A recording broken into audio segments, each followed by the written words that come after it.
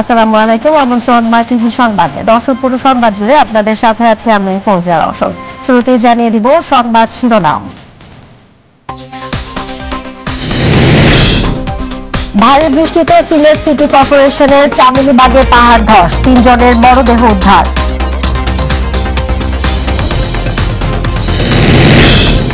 নয়াদিল্লিতে নরেন্দ্র মোদী শেখ হাসিনা বৈঠক, ভারতের প্রধানমন্ত্রীকে বাংলাদেশ সফরের আমন্ত্রণ, দুই দেশের বন্ধন আরও দৃঢ় করার প্রত্যয়। দেশকে নতজানু ব্যর্থ রাষ্ট্রে পরিণত করতে চায় সরকার, বললেন মির্জা ফখরুল। ভারত সফরে গুরুত্বপূর্ণ বৈঠক করছেন প্রধানমন্ত্রী, মন্তব্য ওবায়দুল কাদেরের। দ্বৈত নাগরিকত্ব থাকলেও বাংলাদেশের নাগরিক প্রমাণ সাপেক্ষে জাতীয় পরিচয়পত্র দেওয়া হবে, জানালেন সিইসি। এনআইডি নিয়ে হয়রানি বন্ধের নির্দেশ। এবং জয়পুরহাটে জমে উঠেছে কোরবানির পশুর হাট, ভারতীয় গরুর সহজলভ্যতায় কাঙ্ক্ষিত দাম পাওয়া নিয়ে হতাশ খামারি ও ব্যবসায়ীরা।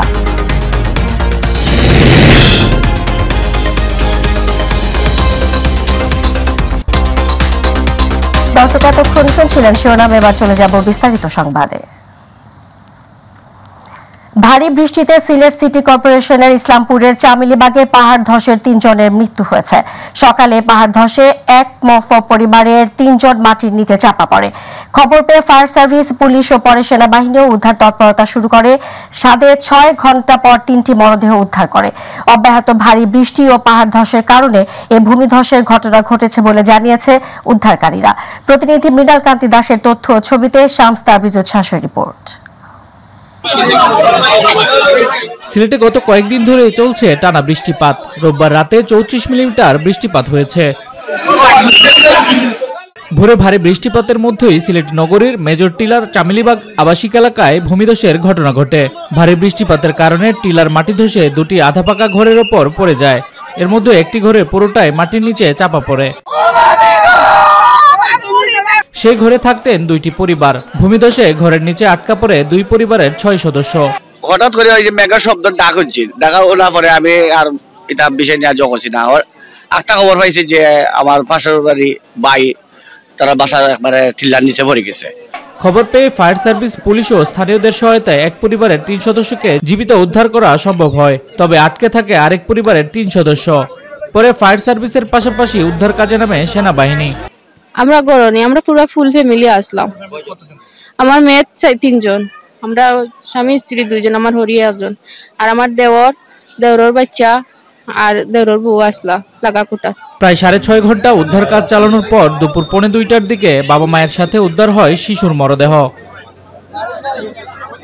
পরে মরদেহগুলো সিলেট ওসমানী মেডিকেল কলেজ হাসপাতালে নেওয়া হয়। টিলা ধসের খবর পেয়ে সিলেট সিটি কর্পোরেশনের মেয়র আনুরুজ্জামান চৌধুরী সকালে ঘটনাস্থল পরিদর্শন করে। যে 4 জন জীবিত উদ্ধার করা হয়েছে।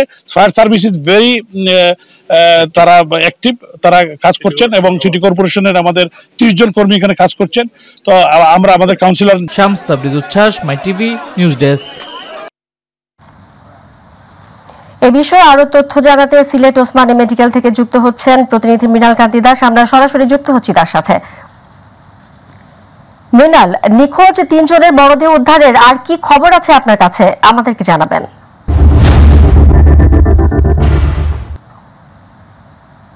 ধন্যবাদ।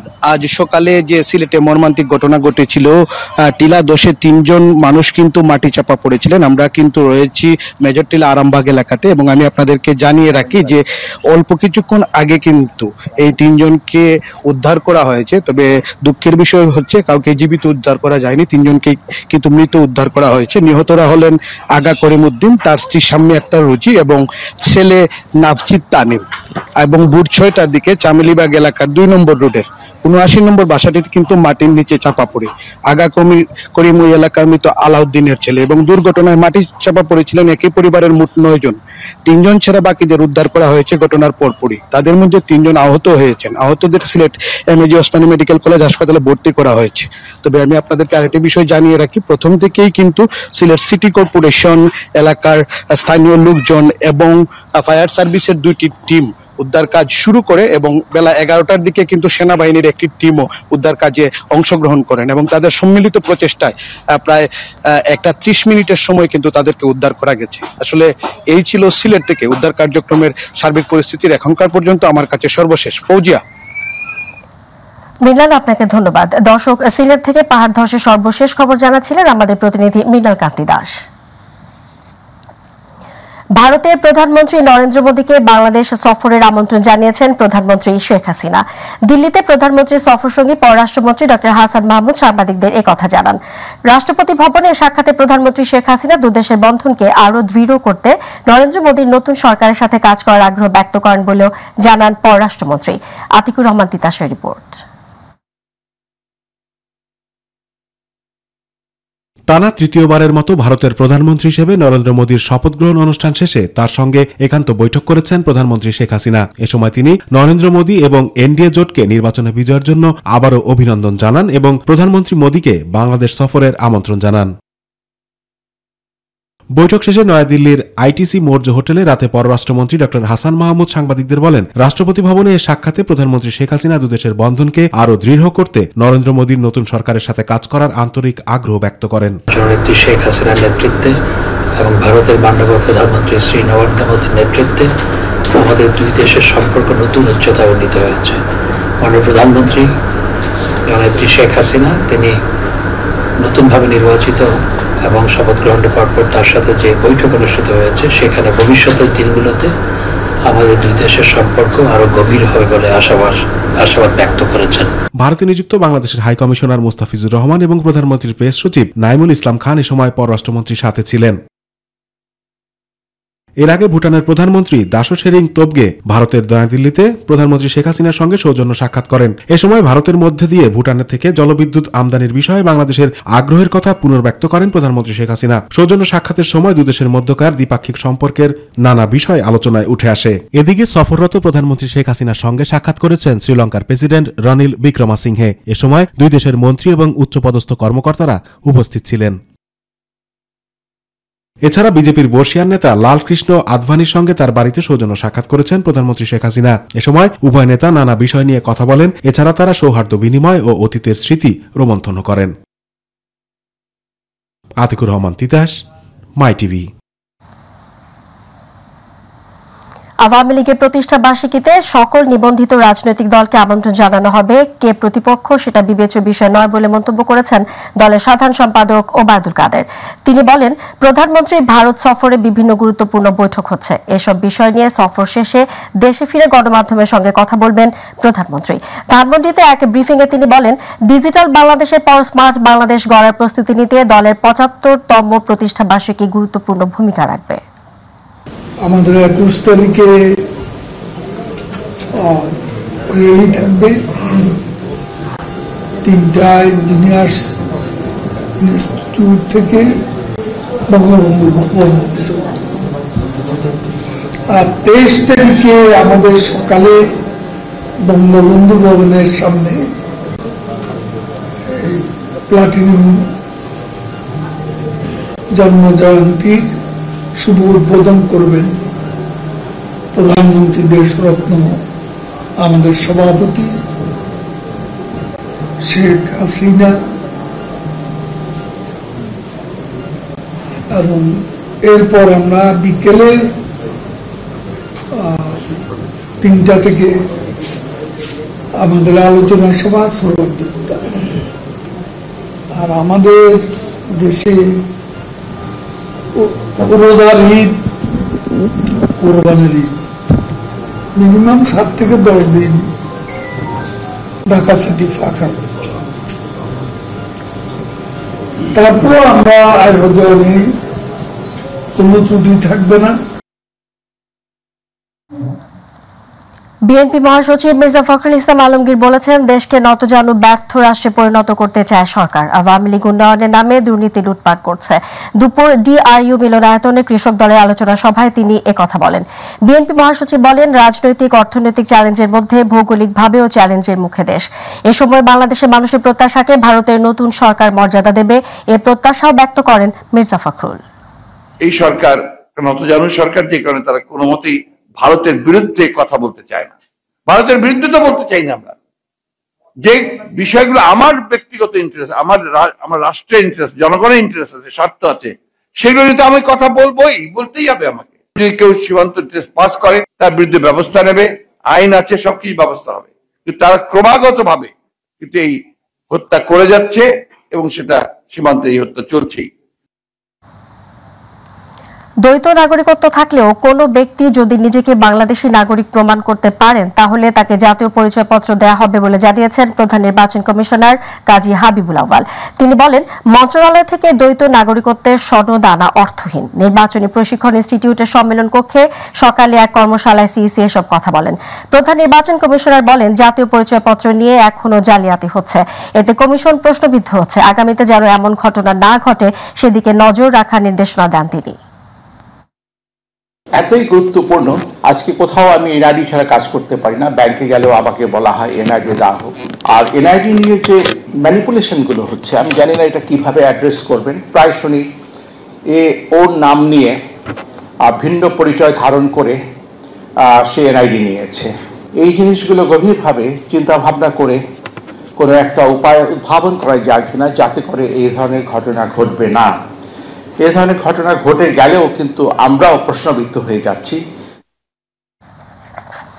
ঈদে দেশের দক্ষিণ পশ্চিমাঞ্চলের জেলাগুলো যাতায়াত নির্বিঘ্ন করতে সবচেয়ে বড় নৌরুট পাচুরিয়া দৌলতদিয়া ও আরিচা কাজিরহাট নৌরুটে নানা প্রস্তুতি নিয়েছে কর্তৃপক্ষ।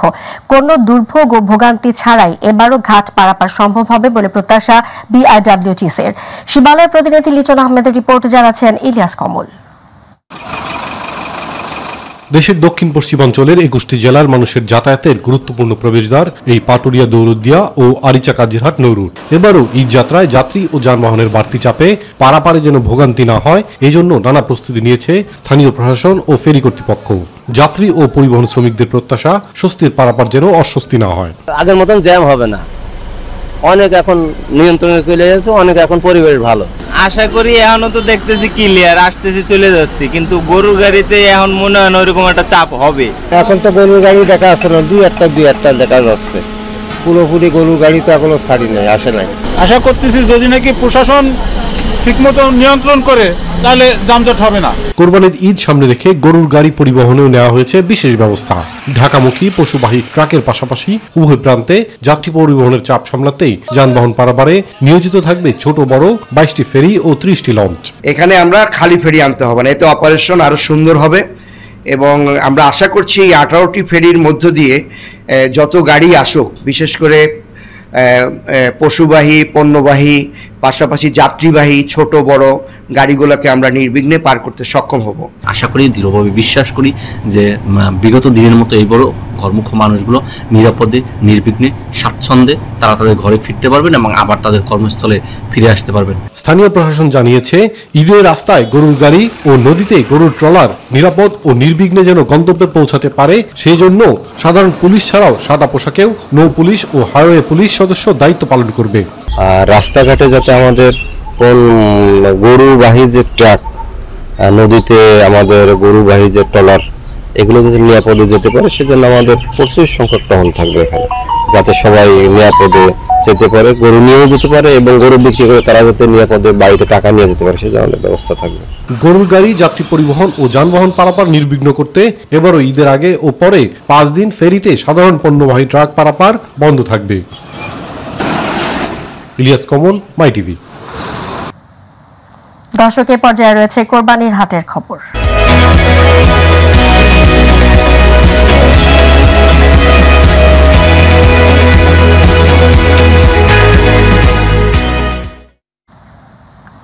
জয়পুরহাটে কোরবানির পশুর হাট জমে উঠলেও ভারতীয় গরুতে হাটগুলো সয়লাভ হওয়ায় দেশি গরুর খামারি ও ব্যবসায়ীরা পড়েছেন হুমকির মুখে। কাঙ্ক্ষিত দাম না পাওয়ায় হতাশায় ভুগছেন তারা। প্রতিনিধি বিপুল কুমার সরকারের রিপোর্ট, জানাচ্ছেন শামস তাবরিজ উচ্ছ্বাস। এবছর জেলার 5টি উপজেলায় ছোট বড় মিলিয়ে 31টি হাটে প্রচুর পরিমাণের দেশি বিদেশি গরু আমদানি ও বেচাকেনা শুরু হয়েছে। বিভিন্ন সাইজের দেশি গরু পাশাপাশি সাদা জাতের ইন্ডিয়ান বোল্ডার গরুও উঠেছে জেলার নতুন হাটে। সপ্তাহে প্রতি শনিবার এখানে গরুর হাট বসলেও কুরবানি উপলক্ষে বুধ ও শনিবার 2 দিন বসে হাট। এবার কুরবানি পশুর দাম ক্রয় ক্ষমতার মধ্য থাকায় সন্তুষ্ট ক্রেতারা। যা দেখলাম তাতে প্রচুর আমদানি, আমাদের দেশি গরু সবার মধ্যে একটা আমেজ এসেছে কুরবানির। আমাদের পছন্দ হলে আমরা আজকে হাট থেকে গরু কিনবো। এখানে দেখছি ছোট গরুর দাম বেশি, একটু বড় গরুর দাম একটু কম আছে। 4টে গরু কিনেছি, আমরা গরু কিনছি। গরু আমার দাম আমাদের নাগালের ব্যাপার, হয়তো পাইকার কমার দাম একটু সামনে পড়ে যায়। গোখাদ্যের দাম, গাড়ি ভাড়া বেশি ও ভারতীয় গরুতে হাট সয়লাভ হওয়ায় নিরুপায় হয়ে লাভ ক্ষতি মিলিয়ে বিক্রি করতে হচ্ছে বলে জানান খামারি ও ব্যবসায়ীরা। ইন্ডিয়ান গরু আছে, দেশি গরুর দাম কমে গেছে। গরু প্রতি 20,000 30,000 করে নেয়। 3টা গরু হাটে দিয়েছি ভাই, গরু আমদানি বেশি, প্রচুর বাজার খারাপ। গরু নিয়ে আসছে হাটে, জয়পুর হাটে, বেচা হচ্ছে না, বড় আমদানি বেশি, দামে কম। আমি একটা ষাঁড় গরু পাললাম 3 বছর থেকে, আজকে বিক্রি করলাম 1,85,000। যে খাদ্যের দাম, এই খাদ্যের দাম হিসাবে গরুটা তখন অনেক টাকা লস। আমদানি বেশি হয় বেচাকেনা কম হচ্ছে বলে জানান কর্তৃপক্ষ। আমাদের হাটে হলো গরুর আমদানি প্রচুর অনেক বেশি, কিন্তু গরুর বেচাকেনার পরিমাণ খুব কম। আর আমাদের হাটে নিরাপত্তা ব্যবস্থার জন্য পুলিশ রয়েছে, আমাদের পৌর কমিটি পুলিশ রয়েছে। এদিকে শান্তিপূর্ণভাবে পবিত্র ঈদুল আজহা উদযাপনে সর্বাত্মক নিরাপত্তা ব্যবস্থার বিষয়ে জানালেন পুলিশ সুপার। 31টি গরুর হাট বসবে। গরুর হাটগুলোকে কেন্দ্র করে আমরা সর্বাত্মক নিরাপত্তা ব্যবস্থা জোরদার করেছি। সকল গরুর হাটে সিসি ক্যামেরা স্থাপন সহ কন্ট্রোল রুম আমরা স্থাপন করব। গরু বিক্রি করে নির্বিঘ্নে যেন টাকাটা বাড়ি নিয়ে যেতে পারে, সে লক্ষ্যে আমরা ব্যবসায়ীদেরকে পুলিশের সাপোর্ট দিব। প্রতি বছর কুরবানির সময় ভারত থেকে গরু আসা বন্ধ না হলে ব্যাপক ক্ষতির মুখে পতিত হবে এখানকার দেশি গরু খামারি ও ব্যবসায়ীরা। তাই এটি রোধে সরকারের কাছে দাবি জানিয়েছেন তারা। শামস তাবরিজ উচ্ছ্বাস, মাই টিভি নিউজ ডেস্ক। কোরবানির ঈদকে সামনে রেখে বিভিন্ন মেহেরপুরের গাংনীর খামারে চলছে পশু মোটাতাজাকরণ করার কাজ। সবকটি খামারে কর্মব্যস্ত সময় পার করছেন শ্রমিক ও খামারিরা। প্রতিটি খামারে রয়েছে ছোট, মাঝারি ও বড় ধরনের কোরবানির পশু। গোখাদ্যের দাম বেশি হয় কিছুটা শঙ্কা থাকলেও লাভের আশা প্রান্তিক ও বাণিজ্যিক খামারিদের। প্রতিনিধি মাসুদ রানার রিপোর্ট, জানাচ্ছেন SM হামিম। মেহেরপুরের গাংনীতে 320টি খামার সহ 12,000 পরিবারে দিনরাত প্রাকৃতিক উপায়ে পশু মোটাতাজা করছেন খামারিরা। ঈদুল আজহাকে কেন্দ্র করে খামারগুলোতে চলছে কোরবানি পশুর বাড়তি যত্ন। খামারগুলোতে দেশীয় ষাঁড়, শাহিওয়াল ও ফিজিয়ান সহ বিভিন্ন জাতের গরু লালন পালন করা হচ্ছে। তবে গোখাদ্যের দাম বেশি হওয়ায় প্রত্যাশিত দাম পাওয়া নিয়ে দুশ্চিন্তায় রয়েছেন খামারিরা। খাবারের দাম এত বেশি যা মানে তুলনায় করা যায় না। একটা গরু যে পরিমাণ খাবার খায় সে পরিমাণ মাংস বাড়ে না। 1 বছর পারলি তারপর কোরবানির সিজনে বেচতে যাই, তারপরে আমরা গরু পুষি, এখন আর খুব একটা লাভবান হওয়া যাচ্ছে না। বিভিন্ন গরু আমদানি হয়, সে আমদানিগুলো যদি একটু কম হয় তাহলে আমাদের গরুগুলো একটা ন্যায্য মূল্য পাবো। গরুর খাবারের খুব দাম বেশি, এ গরু যে প্রচুর খরচ, খাবার দামটা বেশি, তাই এখন খুব কষ্ট হয়ে যাচ্ছে গরু পোষা। এভাবে গরু পোষা যায় নাকি? কুরবানির পশুপালনে চিকিৎসা ও ভ্যাকসিন কার্যক্রম ও খামারিদের সার্বিক পরামর্শ দেওয়া হয়েছে বলে জানিয়েছে স্থানীয় প্রাণী সম্পদ বিভাগ।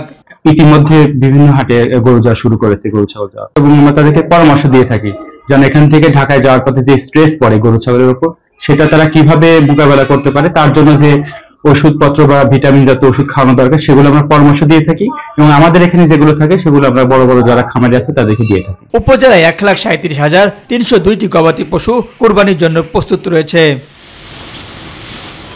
SM হামিম, মাই টিভি। দর্শক, সংবাদের শেষ প্রান্তে আমরা, তবে যাবার আগে শিরোনামগুলো জানিয়ে দেব আরো একবার।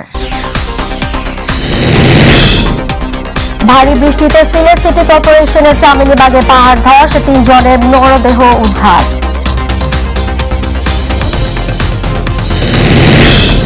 নয়াদিল্লিতে নরেন্দ্র মোদী শেখ হাসিনা বৈঠক, ভারতের প্রধানমন্ত্রীকে বাংলাদেশ সফরের আমন্ত্রণ, দুদেশের বন্ধন আরো দৃঢ় করার প্রত্যয়। দেশকে নবজন্মে ব্যর্থ রাষ্ট্রে পরিণত করতে চায় সরকার, বললেন মির্জা ফখরুল। ভারত সফরে গুরুত্বপূর্ণ বৈঠক করছেন প্রধানমন্ত্রী, মন্তব্য ওবায়দুল কাদেরের। দ্বৈত নাগরিকত্ব থাকলেও বাংলাদেশের নাগরিক প্রমাণ সাপেক্ষে জাতীয় পরিচয়পত্র দেওয়া হবে, জানালেন সিইসি। এনআইডি নিয়ে হয়রানি বন্ধের নির্দেশ। জয়পুরহাটে জমে উঠেছে কোরবানির পশুর হাট, ভারতীয় গরুর সহজলভ্যতায় কাঙ্ক্ষিত দাম পাওয়া নিয়ে হতাশ খামারি ও ব্যবসায়ীরা।